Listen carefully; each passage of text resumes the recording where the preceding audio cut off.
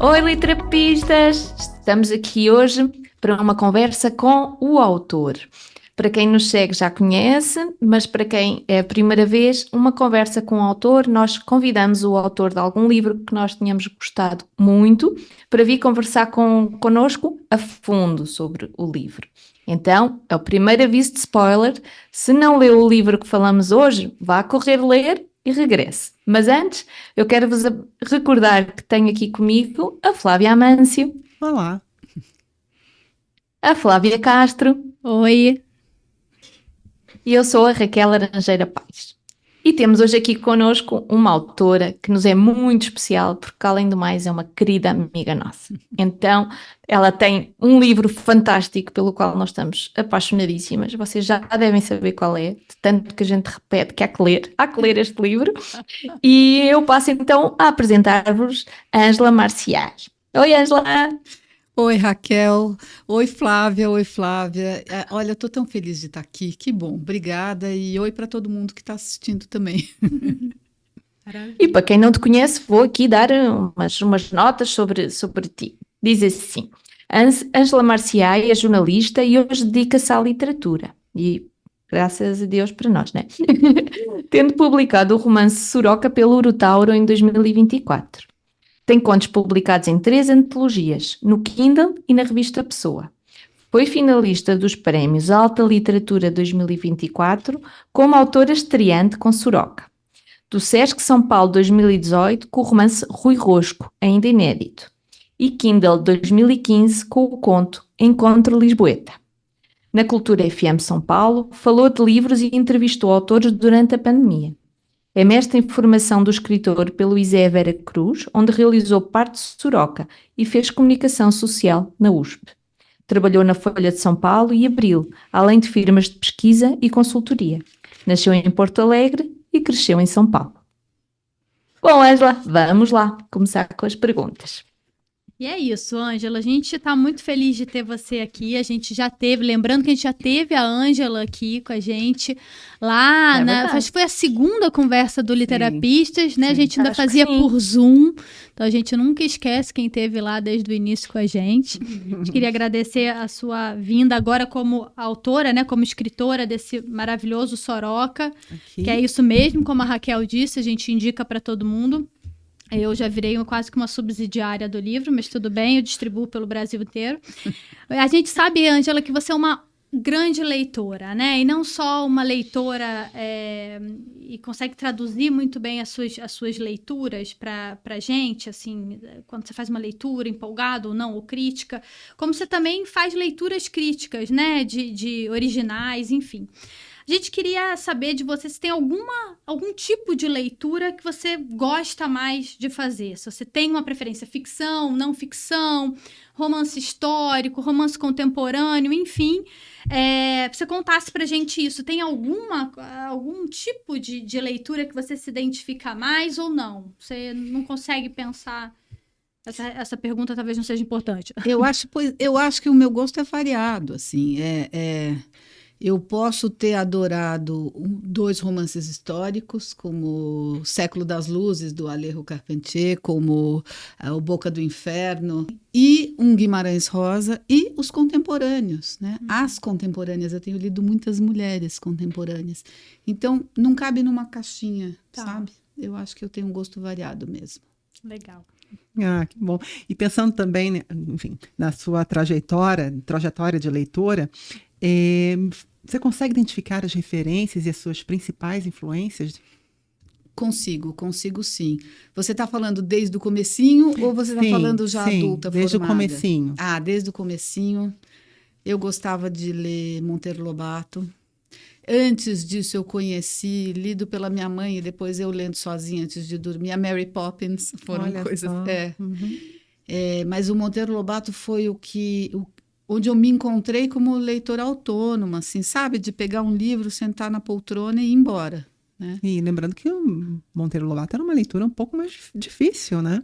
Eu já estava com 9 anos, então acho que já era adequado. Sim, para a idade. Para a idade. Sendo alfabetizado, eu acho até que eu já falei aqui, tinha uma sessão de cópias, você tinha que escolher trechos para copiar, e eu copiava da enciclopédia O Mundo da Criança, que tinha pequenas histórias e tal, era bárbaro. Legal. Depois eu fiquei doente, sei lá, mononucleose, essas doenças que você pega na adolescência, hepatite. Eu li Agatha Christie assim, de cabo a rabo.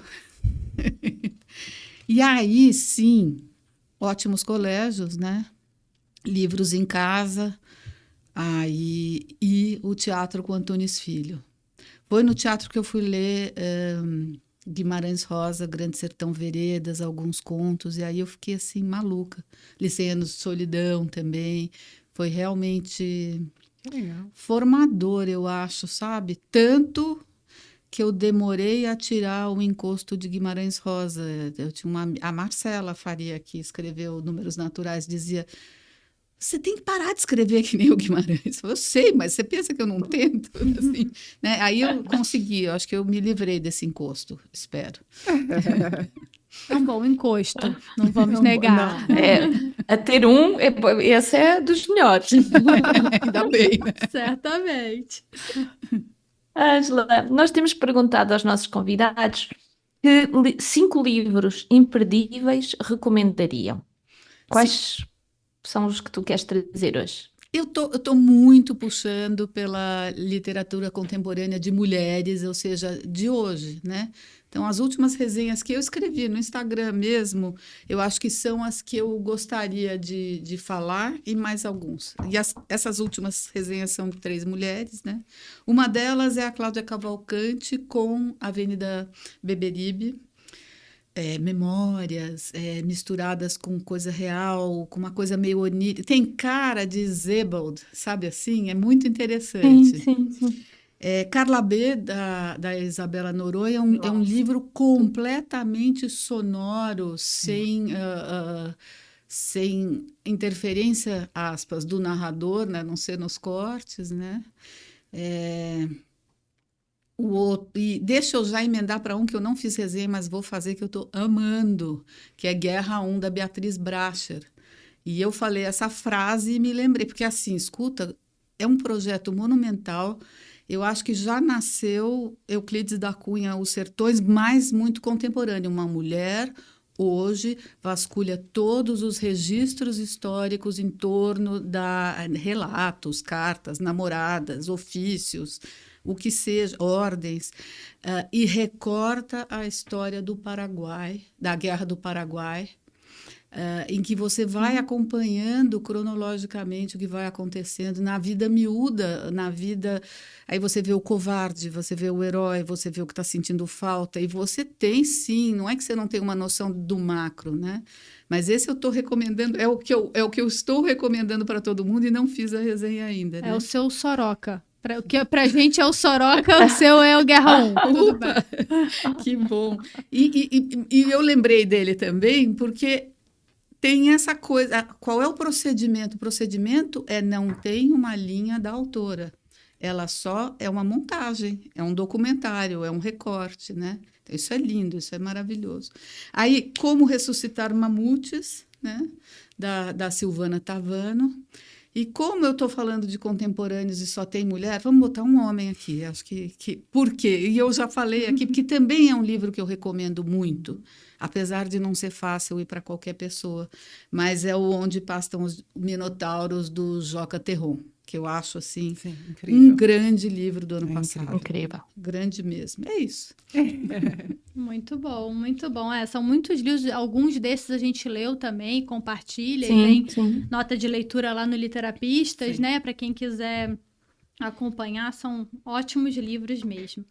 Agora a gente vai entrar, pessoal, numa parte da conversa que é sobre o livro, né? Então, para aqueles que têm... Lembrar, a Raquel já falou disso uma vez, mas para os que sentem incômodo, né, com spoilers e adiantamentos, enfim, trechos da história, esse é aquele momento que você para, vai ler o livro e volta e vem se juntar a gente aqui, tá? Ângela, o livro tem esse título aqui, né, Soroca, e aí eu quero ler essa página 17 como uma forma de entrar, né, na história. Vou ler aqui, então, para quem está com o livro, página 17, Petra no buraco inundado do asfalto. Está de costas, bate os braços, não é fácil se endireitar. Consegue e põe a cabeça para fora. É de novo puxada para baixo, prende a respiração. Capota, chuta e acha um ponto de apoio, sobe. Sente um puxão e rodopia, como no ralo. Se atrapalha com o cabelo na boca, os músculos começam a cansar. A água minou a terra, o chão rasgou, e ela entende. Os indígenas tinham um nome para aquilo. É soroca. E aí a gente quer justamente começar pelo título. Como surgiu o título? Ou sempre foi o título desde o início? Conta pra gente como é que foi esse processo de descoberta do título do livro.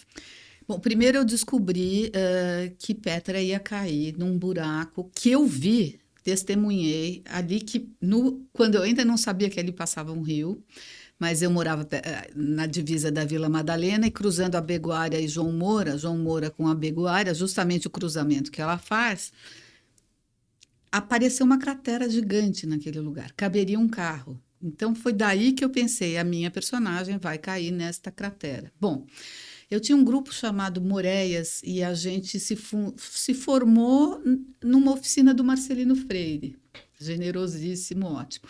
E aí a gente começou a se reunir na minha casa, fizemos poucas reuniões. Numa dessas, a Paula Cohen, que é artista de teatro e de televisão, e escritora também, e de origem uruguaia, eu me lembro de ver uma coisa num texto que ela leu em voz alta dela mesma, que tinha uma sequência de sinônimos para buraco. Eu acho que tinha palavras em espanhol também, mas lindo. Aí eu falei, eu vou procurar uma sequência de sinônimos para buraco. E quando eu vejo, aparece uma palavra de origem tupi, que é soroca, né? O que quer dizer soroca, né? Ela vem do tupi soroc, principalmente do tupi falado aqui na região de São Paulo, os falantes de tupi da região de São Paulo, e ela quer dizer quando o buraco ou a cratera resultante do solapamento da terra. Por quê? Porque a água minou, cavou um buraco por baixo e o chão cedeu. Isso é uma soroca, né? É uma grande rasgadura, uma cratera. Então, na hora que eu achei essa descrição, aí veio o título. Eu até falei, que título eu ponho? O Marcelino olhou para mim e falou, soroca. Olha Porque só. eu, na sessão seguinte, coloquei soroca no trecho lá, né? E aí ficou soroca desde então. Você nunca mais teve dúvidas, Nunca. Isso, é soroca. Eu só acho que o som é feio, sabe? Eu acho que as pessoas às vezes eu escrevo umas dedicatórias ou um cartãozinho junto com o livro que vai, e eu mudo porque eu acho que soa feio. Aí eu mudo o jeito de dizer. Olha. Mas é soroca. É entendeu? soroca, sim. É. Muito bom. Este é um livro, além do mais, que nós conhecemos, né, desde o início. E nós sabemos, né, as Flávias e eu, que tu trabalhaste muito esta cena inicial. E eu acho que eu vou até ler um pouquinho aqui do início, porque eu acho tão bonito o início dos bons livros, eles já ficam connosco. Boa. Então eu vou ler só aqui o primeiro parágrafo. Petra vai perder a hora. São mais de 4 da tarde, no fim do verão, e as ruas começam a ficar entupidas. Ela raspa o câmbio ao engatar a ré. Sabe que é errado tirar o carro da garagem e subir meio quarteirão de costas, ainda mais na curva. A ré economiza uns minutos. Não vê o motorista do escolar descendo embalado pela mão certa. Ele desvia e buzina com raiva. É um exagero, não vão bater. Petra para. Um acidente pode pegar ela de jeito. E se morre, se não fala mais com Joana? Entre as coisas horríveis que acontecem a qualquer mãe, deixar de ver a filha está bem no topo, abaixo de filha morta ou desaparecida. Então tu contaste-nos já aqui não é, de onde é que te veio a ideia de soroca e dessa imagem, não é?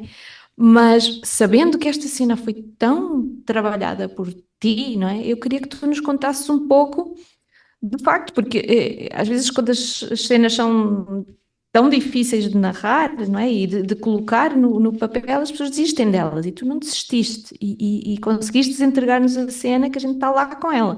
Então eu queria que tu nos contasses aqui um pouquinho como é que foi isso para ti, esse processo, porque essa insistência, ou seja, conta-nos aí. Você sabe o que me veio? O título de uma coleção nova sobre escrita que lançaram agora, que se chama Errar Melhor, né? E eu acho que tem a ver um pouco com isso. A gente tem que errar. Eu errei muito, né? Errei muito antes de chegar lá. Eu acho que Vamos lá. Como eu comecei essa cena, isso é autobiográfico, confesso. Eu já subi uma rua que é em forma de ferradura e ela tem um aclive se você sobe de ré, né? Porque ela desce de verdade. Então, eu já subi essa rua várias vezes para economizar alguns minutos de uma mãe afobada e atrasada para fazer alguma coisa. Então, é uma sensação que eu acho que toda mãe tem, Petra tem, e esse pequeno proibido. Mas essa cena, ela vai levando, num crescendo, a ela se enroscar e acabar caindo no buraco. A gente já avisou todo mundo do spoiler e acontece rápido isso. E eu errei muito. Assim, primeiras críticas dessa cena, porque eu mostrei para muita gente, vocês sabem, né? Quem olha aqui nos agradecimentos aqui no fim, vocês, inclusive, estão neles, né? Como leitoras de primeiras versões.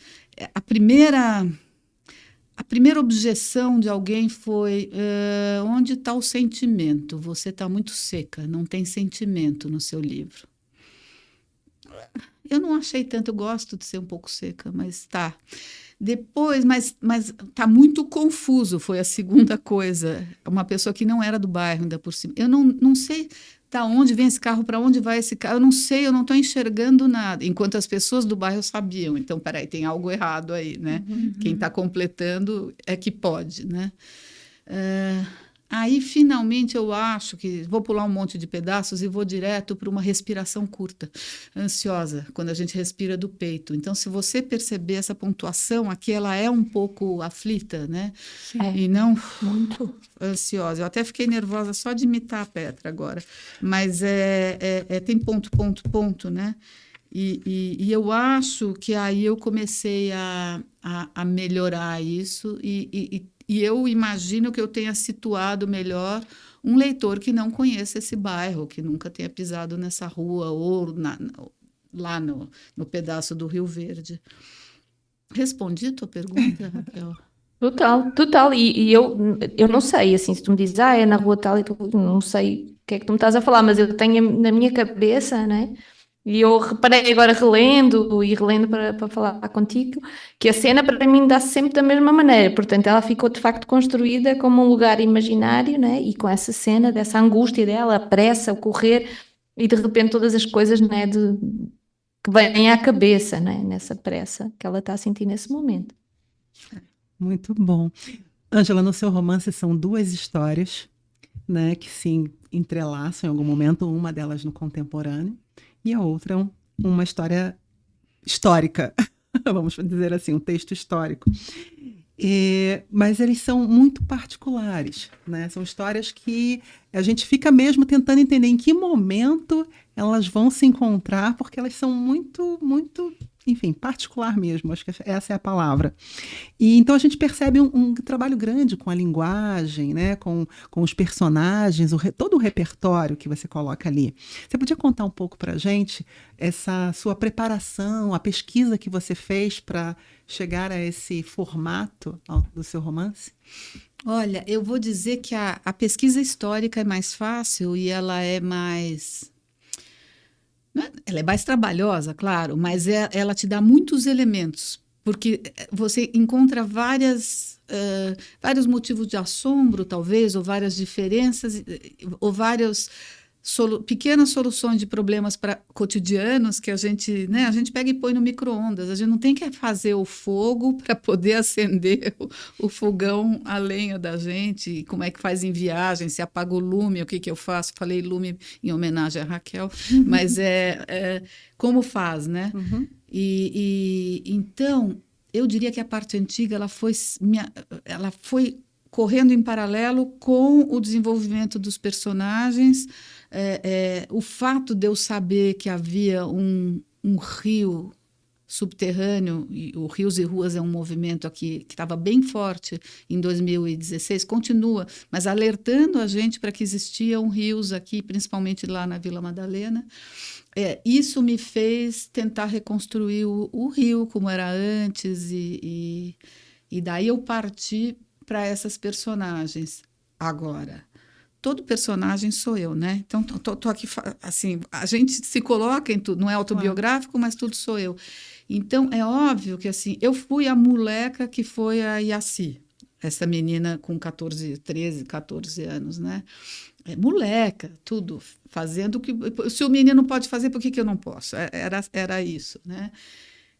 Eu fui também, eu consigo entrar na cabeça do Brontes, que é o antagonista, o avô violento dessa menina. Eu consigo entender o que ele quer. Eu acho que eu sou ele, portanto, também, né? E ele é um fidalgo, mas o último filho, que então teve que ser mandado para essa terra, fim de mundo, porque os irmãos se arrumaram lá no reino e não sobrou espaço para ele, né? Enfim, agora o que ele quer é a vida mansa dele, mas ele quer herdeiros. Sem herdeiros, né, não dá. Então, para construir esses personagens, a pesquisa... Teve um que foi uma sorte, por exemplo, o professor da IAC é um professor de português, que a Raquel até me ajudou lendo no tempo que eu escrevia cartas em nome dele. Agora, depois eu larguei das cartas, né? Mas ele se chamava Luiz, e não é que eu achei um professor que se chamava Luiz e que escreveu um livro sobre educação e era um grande educador e tal. Então, interessante. Eu vou até citar a frase dele aqui, que está no fim, na nota, né? Ele é um iluminista português, o nome dele é Luiz Antônio Vernet, 1713 a 1791, ou seja, ele tinha que estar um pouquinho mais velho para dar certo com a idade da Yaci, né? Mas olha a frase dele: se as mulheres se aplicassem aos estudos tantas quanto entre os homens, então veríamos quem reinava. Olha só. Um homem do século XVIII falando um negócio desse, né? E ele fez o verdadeiro método de estudar para ser útil à República e à Igreja, proporcionado ao estilo e necessidade de Portugal. Publicou sob pseudônimo como Barbudinho da Congregação de Itália. Gente, que são coisas que a gente acha na pesquisa, né? Mas aí uma coisa alimenta a outra. Então, eu já tinha pensado num professor Luiz, eu acho esse cara, eu misturo com ele... E assim vai. O contemporâneo eu achei muito mais difícil, eu joguei a história 3 vezes no lixo, mas eu comecei com um embrião lindo, que eu acho uma pena, eu acho que talvez eu vou retomar, talvez fazer como infantil, não sei. Que ao mesmo tempo em que o Fernão estava conhecendo a Rita, lá onde as lavadeiras, onde se encontram as 2 pernas do verde...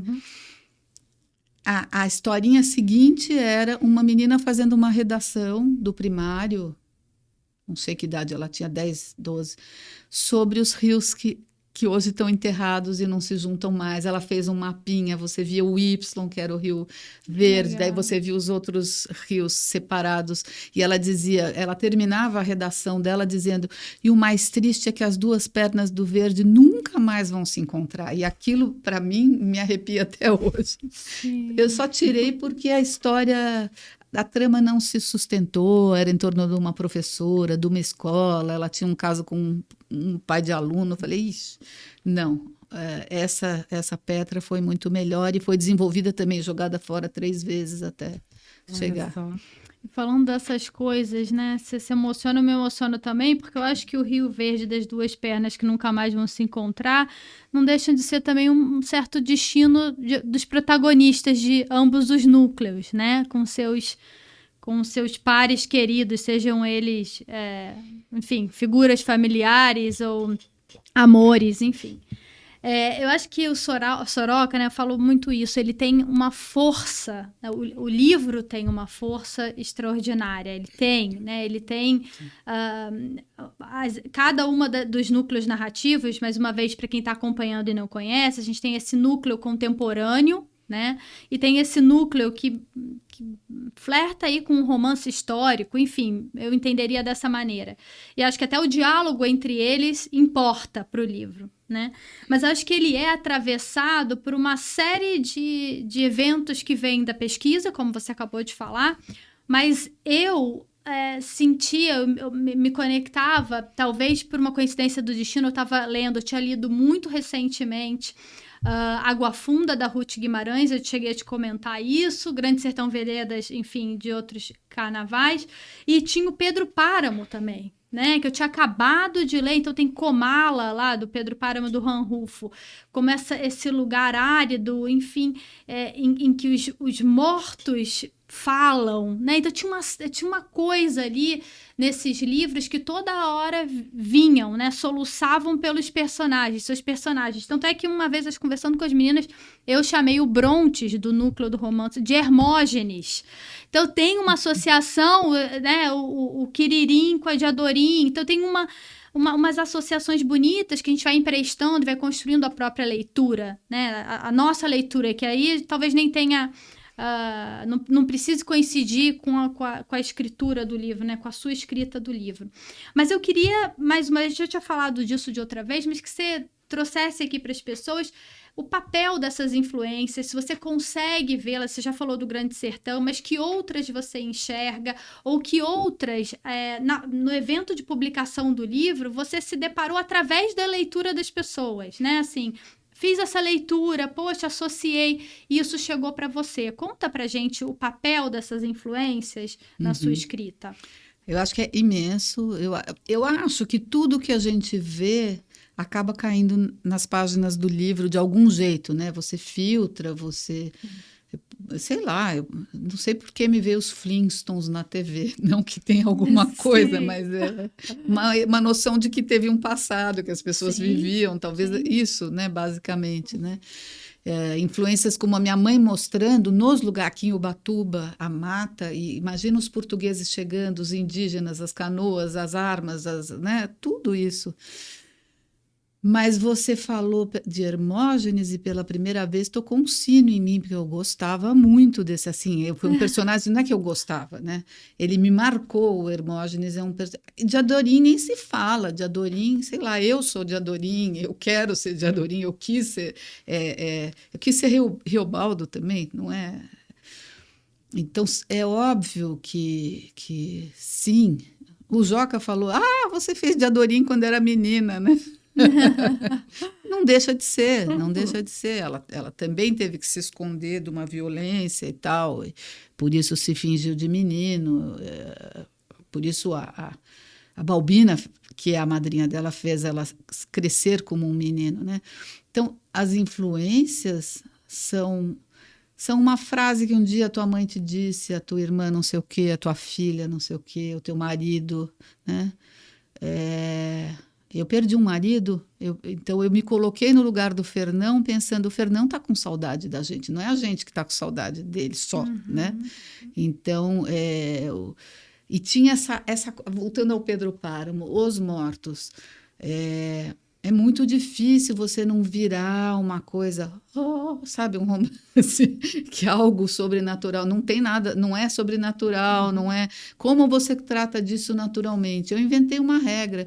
O morto está coberto, enterrado, ele está sem consciência. Algo acontece, ele aflora, ele tem consciência. Então, tem uma cena que eu amo, mas de uma personagem que aparece pouquíssimo, que é a mãe da Yaci, que é a Rita, né? E aí acontece uma mega tempestade quando ela já está lá adolescente, né? Que é quando dá um salto no tempo. Ela nasce, aí a gente na segunda parte já começa. E eu gostei muito dela, do dar-se conta dela, quanto tempo tinha passado, o que ela era. Ela já estava ossinho só, com aquele colar de filigrana, que é importantíssimo na trama e tal, com o crucifixo aqui no pescoço. Enfim, então foi uma regra que eu acabei usando e que eu acho que para mim funcionou, sabe? E para tirar um pouco da ideia da magia, da mágica, do sobrenatural, não tem nada disso, né? É uma história que é uma história, as pessoas são o que elas são. Se ele está morto, ele está morto. E se ele tem consciência quando aparece, é assim. Sim, uma estratégia da autora. Muito bom. E eu tô aqui, eu tô pensando ainda, só fiquei parada na sua resposta. É isso, né? Acho que tem uma coisa desses dois núcleos aqui, né? Do contemporâneo e do histórico, e que eles perpassam, né, ou eles são atravessados por uma série de eventos, e esses eventos dão conta de muita coisa, né? Então aqui a gente tem a violência contra a mulher, as figuras de poder, tem a escravidão em muitos trechos, né? O debate ecológico, a gente tem a questão da maternidade que é tão profunda e está expressa em ambos os núcleos narrativos. E eu até escrevi aqui, entre outros tantos soterramentos antigos e novos, né? E aí a minha curiosidade é assim, isso era uma coisa, esses assuntos eram assuntos que você sabia que você trabalharia ao longo, né, durante a escrita do romance, ou eles foram surgindo à medida que você ia escrevendo? Eu acho que o que vem depois é o tema. O primeiro é a escrita. O primeiro é uma menina chamada Yassi que se porta daquele jeito, né? Sim, claro que eu tinha uma consciência ecológica e estava bem envolvida com a questão dos rios de São Paulo, com a mancha urbana da cidade, com a falta de vegetação, mas eu não sou militante e, graças a Deus, espero não ter feito nenhuma militância no livro. Eu espero que a pessoa que o leitor só saia prestando atenção. Nossa, aqui tem um rio, olha só essa depressão. Sim. Deve passar um rio. Olha essa escadinha entre dois terrenos. Isso é uma cachoeira. São coisas que a gente... Mas isso é normal, não esqueci a pergunta. Não, eu acho que você já está me respondendo. É que se esses assuntos, eles surgiram como... Você tinha consciência de que você trabalharia esses assuntos no romance, ou se eles foram aparecendo à medida que você ia escrevendo essas histórias? Pois é, acho que não. Agora, de novo, não, né? Foram surgindo, Sim. Mas o tema desde criança, meus pais até foram pais muito bacanas. Você pode ser o que você quiser, não é porque você é mulher que você não vai ter profissão A, B ou C, né? Então, mas isso está na Yassi fortíssimo, um pouco menos nas outras personagens femininas, talvez na nossa querida Balbina, que também é uma mulher que independente, mora sozinha, naquele tempo em que estava cheio de idosas e viúvas, pelo censo de 1722 de Pinheiros, que eu pesquisei, cheio de viúvas que moravam justamente na aldeia, enfim, na pequena Pinheiros, né? Sim. Mas acho que é interessante que ela tem consciência disso, né? Tanto que ela arruma um protetor, né? Depois ela arruma um cachorro. Ela tem os gansos, ela tem o cachorro, ela faz parceria com o Rubem, que é um homem bem jovem, da idade do Fernão, né?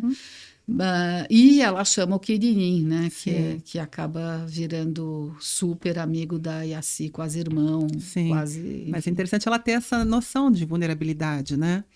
Ela sabe, né? Ela sabe. O que uma senhora curandeira e uma criança, um menino falso vão fazer rodando estradas por aí, né? Como é que ela vai se proteger? Ela sabe, ela sabe. E ela sabe também que assim como ela cura, ela sabe matar, né? Sim. Então ela também pode envenenar pessoas e tal. Adoro essa muito personagem. Bom. Ela é muito Mas boa. ela tem...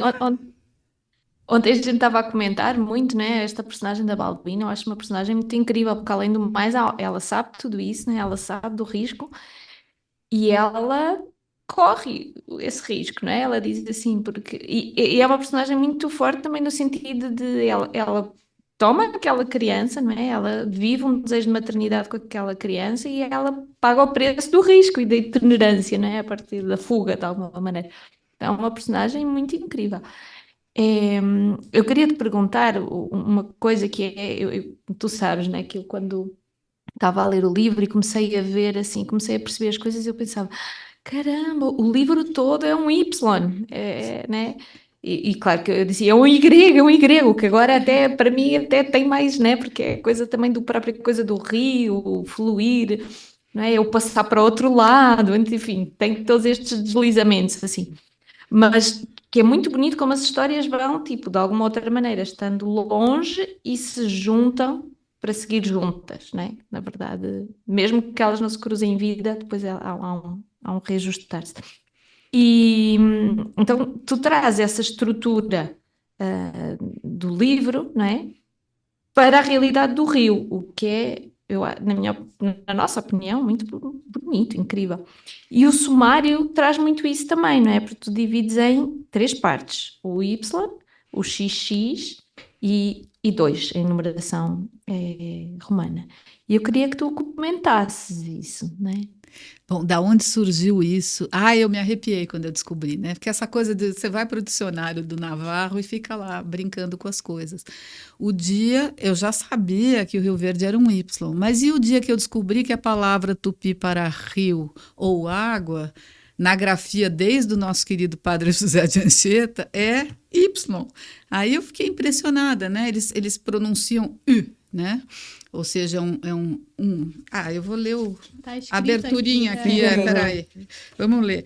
U, rio e água em tupi. Disse U com boca de I esticada. Mas pode sair um E entre dentes, como quem diz, quem vem lá, né? Então, essa é a primeira parte, que é o Y. Eu achei muito gráfica. Eu tinha até imaginado que ia ter um Y gigantesco na abertura. Eu fazia isso no meu original antes, botava um Y gigante, assim. Aí tem a parte segunda, né? Sim. Que é a XX. Cadê? Que página que é mesmo, meninas? Vou achar aqui para você. Mas quando você está procurando aí, só para vocês saberem, a minha observação aqui no anúncio da Ângela do que a gente experimenta em sua escrita. Tá vendo? Em relação a essas observações, são incríveis, né? Muito bom. Acharam a página aí? Achei aqui. Aí termina a primeira parte e a gente entra no XX, né? Cromossomos femininos. Na 7ª semana, os testículos diferenciam o sexo biológico do embrião XY masculino.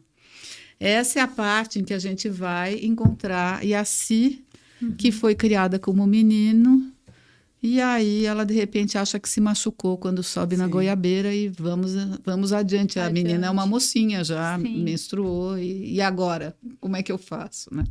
É isso. E a última, rapidinho, só para ler, já que é para completar. Alguém tem o número da página aí? 204. 204, vamos lá. Isso. Não se assustem com o número de páginas, isso aqui é uma edição de bolso, viu, leitores? Então... É uma leitura bem rápida. Ela é muito rápida. É bem rápida. 2. E é bem gostoso a edição de ler, até, né? A gente pega assim com a mãozinha e vai lendo. Ficou bem bonito. Ficou lindo, eu adorei o trabalho do Arutau nisso. 2, o duo latino, o número 2, reza a perspectiva que duas retas paralelas só se encontrem no infinito. Corroborando a tua ideia do Y aí, né? Também, porque só que é mais, né? Elas são mais abertas no Y. Sim. Não, e em vários momentos do livro, eu e a Raquel colecionamos fotos de momentos do livro, ele fala sobre isso, né, Raquel? Naquelas, acho que depois a gente pode até colocar. É bem bonito, momentos né? em que... tem, depois que a gente né, relendo e tal, há toda uma coisa assim com a água, com a chuva, com o que flui, né? E as coisas, a gente tem também a sensação, né, de estar indo na leitura junto com eles, né? Sendo arrastados também por essa força vital que os leva a todos, né? E falando nisso, e pronto, obviamente sendo nós também mulheres, né? Este livro toca muito, não só a questão da maternidade, como a violência contra a mulher, né? Há aqui uma marca disso. E ao mesmo tempo há também a marca de mulheres sendo, de alguma outra forma, lutadoras umas pelas outras, né? Dando-se as mãos e dando-se as costas também, né? Temos o caso da Joana e a mãe, de alguma maneira. Mas mulheres, isso, como a Balbina, que arrisca, né, a vida para cuidar de uma bebé, né? Ajudando a Rita, né? Que já morreu. Então, quer dizer, vamos tendo a Alba, por exemplo. Então, é também uma história sobre uma resistência do feminino a este mundo de violência masculina, não é? Masculina, não, machista, né? De alguma maneira. Não, sem dúvida. E o que eu gostei muito e que a Noemi Jaffe captou, ela fez uma belíssima orelha para esse livro, vale a pena ler essa orelha. E uma das coisas que ela fala é de como a violência, assim como as águas do rio, elas de tempos em tempos, ela aparece. Então a gente pensa que superou essa violência, nós estamos mais civilizados, temos leis, mas não. Né? Mas não, só que essa violência teima em voltar, né? Então, isso é assustador. Então, E cada uma dessas mulheres, eu acho, algumas se unindo, outras não, elas encontram quais são as estratégias que cada mulher faz para fazer frente à violência, né? E como hoje ou como antes, elas são muitas as estratégias, elas são muito diferentes. Eu gosto também que elas sejam tão diferentes, essas mulheres. No tempo presente, a gente tem uma Petra, que é uma profissional, ela é workaholic, ela é quase negligenciou a filha, mas não, ela ama muito essa filha, né? A Joana, que é uma menina tentando se encontrar, é jovem, está na faculdade e tal, né? A avó que é aquele esteio, né? Elas são muito diferentes. E no passado também, a gente vê a Alba, que se chama Balbina, ela chegou a ser chamada de Balbina, aí dava uma confusão danada, então eu botei ela como Alba, mas ela é o reverso da moeda da Balbina, né? É a moça que não teve opção, e também o reverso da moeda da Yaci, porque ninguém adotou ela e criou ela e cuidou dela, né? Então essa aí teve que ir para a prostituição, mas está feliz, tá no lugar dela, manda em toda aquela casa, nas meninas da casa e tudo. Então dá certo, né? Encontrou força, né? Encontrou força dela, como as outras também, né? É uma mulher forte. Vocês sabem que vai ter um clube do livro lá na Livraria da Vila em abril, né? Não sei se isso vai sair antes ou depois de abril. E o Sadraque, que é a pessoa que cuida desse, ele entende muito dessa época. Ele falou assim: mas tem até hoje um puteiro que é data de não sei quanto tempo lá em Pinheiros. Eu falei, não pensei nisso, era mais perto do Rio, mas assim, a gente ainda ficou discutindo a localização da casa da Alba, de verdade. Não, o meu é mais perto do Pinheiros, assim, mais para a saída. Olha só. Mas eu acho que tem uma coisa no que a Raquel está falando, que é essa coisa da violência contra a mulher, que é interessante no livro, né? Porque a gente tem esses dois tempos tão distantes, né, cronologicamente falando, mas o lugar geográfico é o mesmo, né? Metaforicamente também, a gente está em dois momentos de tempo tão distantes um do outro, e as violências, né, a Petra, enfim, e várias mulheres do núcleo do romance histórico sofrem, como diz a Raquel, tal e qual, né? É a mesma. Então, é interessante esses espelhamentos do livro, né? Essas outras discussões que estão contidas. Se você parar um minuto e refletir sobre a história, né? A história, a superfície, o enredo, né? Então, é interessante isso, mas só um comentário, só. Mas isso me traz para uma coisa de fatura da obra, né? Como é que a gente faz, né? Do fazer, né? Vocês imaginam que eu fiz essas duas histórias e elas foram entrando. Mas uma foi crescendo, outra foi cortando, outra foi... Então, os lugares onde... No fim, é um pouco de acaso que os lugares onde elas se emendam, onde termina o hoje e vai o ontem, depois termina o hoje, eles vão deslizando no livro. E aí é um pouco aquela coisa do ideograma. Estou citando um livro antigo, Ideograma, Lógica, Poesia, Linguagem, que é do... Nem sei quem juntou, um Campos, Haroldo. Aí ela... Os sentidos vão mudando. Então, quando você junta uma visita ao centro da cidade com o momento em que ela é atacada, buscando raízes em Pinheiros, dá um jeito. Mas quando essa cena se desloca um pouquinho para diante, um pouquinho para trás, dá outra coisa. É muito interessante e o acaso acaba trazendo, porque você encurta e espicha uma história de acordo com a necessidade daquela uma, né? Sim. Então, muito bom. Voltando a falar sobre os personagens, a gente, enfim, percebe que eles são complexos o suficiente para entender que cada um tem a sua marca, né? Mas nós já temos aqui os nossos personagens favoritos. Eu queria ouvir o seu. E também o porquê deles. Sabe que eu adoro a Yaci, porque eu acho que, nossa, qual que é mais autobiográfica? Acho que é a Yaci mesmo, essa moleca de 13, 14 anos e tá lá lutando, né? Sim. Eu posso, como que eu não posso, sabe? Acho que vem a gaúcha aqui.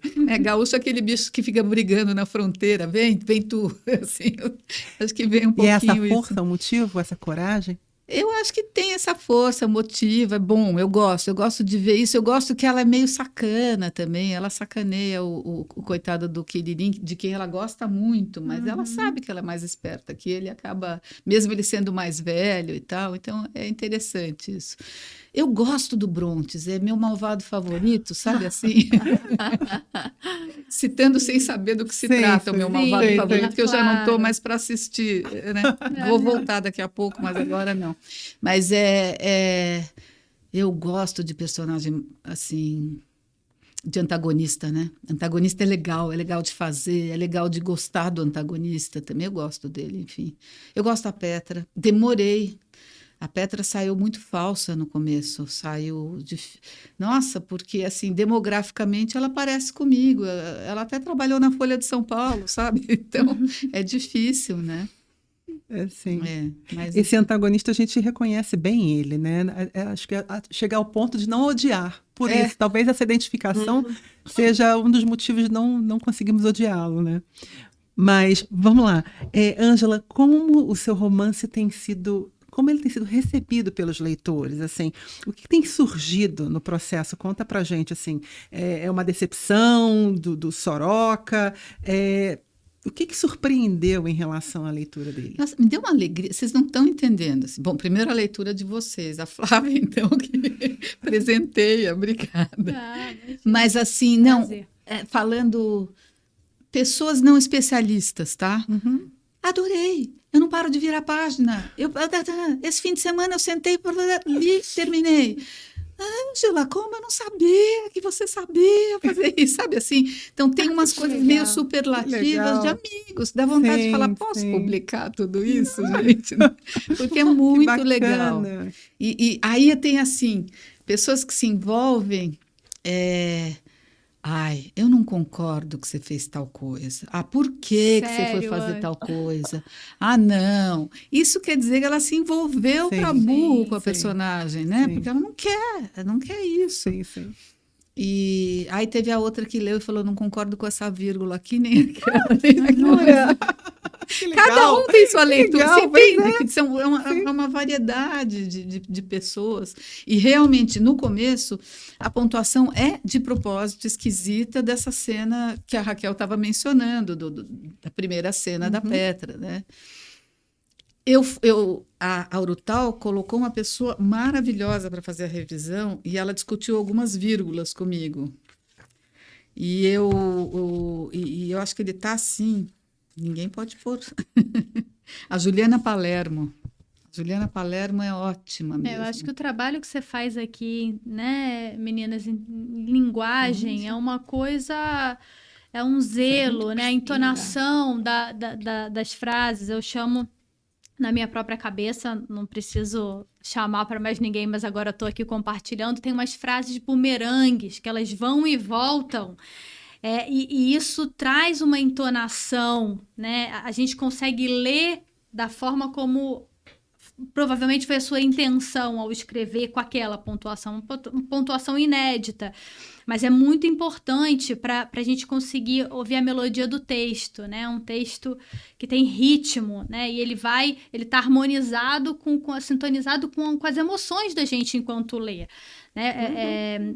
É muita coisa, porque a gente tem cenas de todo tipo aqui, né? Desde cenas de guerra, né? De nascimento de uma criança, desde cenas de tranquilidade, relaxamento, do silêncio de uma UTI, por exemplo. Então, eu acho que você vai muito bem, você opera, você maneja muito bem, né? Essa pontuação aí. Até no tempo, né? No tipo de coisas, da sensibilidade de cada tempo, porque na parte contemporânea as coisas são isso, mais de alguma forma menos exuberantes, mais secas, mais concretas, né? Tem uma coisa assim de ir para dentro. E na parte mais histórica, não é? Tudo é mais a sensação, o afeto, as coisas que podem, e a gente está no estilo também, né? Está na Né? forma como tu Vocabulário, escreveste, né, isso é muito Raquel? rico. A questão do Muito, vocabulário é muito, impressionante no romance histórico, né? A gente nomear aquela vegetação, nomear os artefatos, nomear os objetos, os móveis. Então, tudo aquilo vai fazendo com que a gente não consiga escapar, desses personagens, né? Aquele outramento é pela linguagem, Sim. né? Por essa respiração que a gente imediatamente se conecta com eles, em ambos os núcleos narrativos. Para além do vocabulário... Posso só... Oi. Sim. Para além Diz, do diz. vocabulário, a gente também escuta uma outra voz, né? Embora seja uma única escritora, ela consegue diferenciar as vozes muito bem, né? E nos tempos, né? Em tempos distintos. Eu achei isso muito interessante, porque é um trabalho muito difícil. Eu escutei esse livro em voz alta o tempo todo, só que eu comecei a ficar rouca, né? Aí eu ligo o leitor automático do Word e eu escuto mesmo. Se o robozinho consegue ler direito, tá bom, né? Ângela, e deixa... Mas antes de eu avançar, deixa só ler aqui uma... Porque eu abri assim ao calhas e eu encontrei uma frase assim que eu achei que era muito... muito boa, que diz assim: não dava para descansar, esquadrinhou a janela. A folha cega ainda só se abria por fora. Se tivesse uma faca, poderia erguer a tramela, mas com as barras não adiantava. Lembrou-se da adaga do avô, a do cabo de cavalo. Precisava de um cavalo para fugir. Pensou em se esconder. Atrás da porta ou embaixo da cama não ia funcionar. Deitou-se, mas não sossegou. Então não é? É tudo muito sinestésico, assim. Bom, avançando aqui para a minha pergunta, né, final, que bom, tu já escreveste bastante, né? Tens aqui já um caminho. E será que tu percebes, ou já é momento de falar, já é momento de ter isso claro, qual é a inquietação que tu persegues com a tua obra? Sim. O que é que o conjunto da tua obra te diz sobre aquilo que tu tens como inquietude? Você sabe, eu estava assistindo o Tiago Ferro falar, aliás, para o Roberto Tadei, que é um dos entrevistados dessa série, que eu sei, lá no lançamento da Revera, que é a revista do Izzy Vera Cruz. E o Tiago escreveu O Pai da Menina Morta, quer dizer, você perder uma criança por uma gripe é um negócio de uma brutalidade horrível, né? E ele disse, ele se tornou um escritor depois que isso aconteceu. A gente acha que talvez ele não virasse escritor, talvez virasse, porque já era do ramo e tudo. Mas eu acho que eu tenho, pelo menos para esse livro, e para o anterior, não sei, e para outro. Eu acho que o tema da morte, do perder, sabe?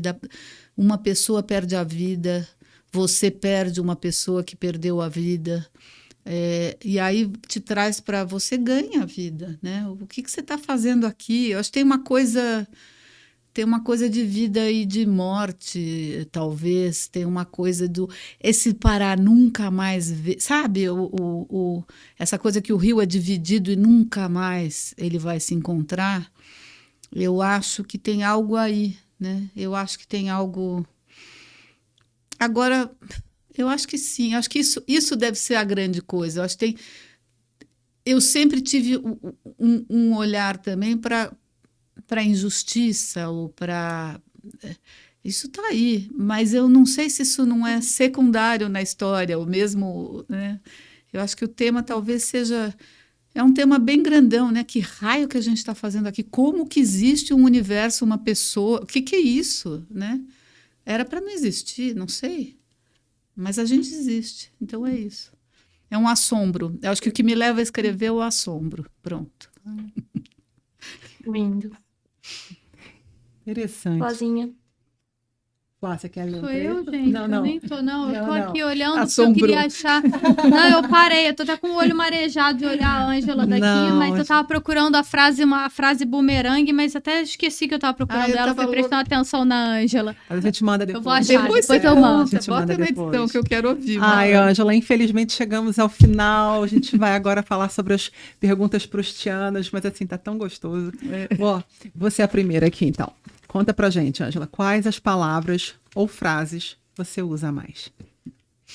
Funciona.